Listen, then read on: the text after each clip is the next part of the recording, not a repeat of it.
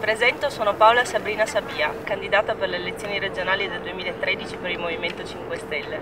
Sono un architetto, ho 28 anni, sono un coordinatore per la sicurezza in cantiere e ogni giorno vedo problemi a livello di ditte, a livello di lavoro, a livello delle persone che vengono assunte in nero.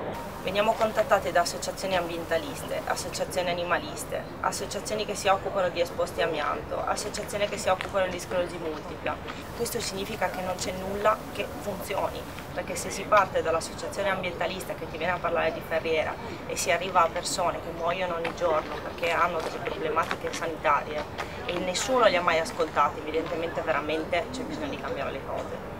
Noi siamo qua per questo. Sono riusciti a mettere i cittadini contro gli altri cittadini, i cittadini contro i lavoratori e i lavoratori contro i cittadini. Ci stanno prendendo in giro. Come si dice, dividi et impera.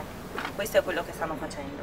Un esempio lampante qua a Trieste è quello della Ferriera. Negli ultimi mesi mi sono resa conto di quanto le associazioni e i cittadini abbiano bisogno di parlare, di avere qualcuno che li ascolti. Il Movimento 5 Stelle è qua per questo, perché è fatto di cittadini e i cittadini che si avvicinano sono gli stessi che dopo tirano fuori le problematiche, però tirano anche fuori le proposte e le risposte. Per quanto riguarda il rigassificatore, ormai sono anni che facciamo manifestazioni e le persone continuano però a non voler sentire. Ma perché? Perché ci hanno abituato a non ascoltare, ci hanno abituato a non informarci.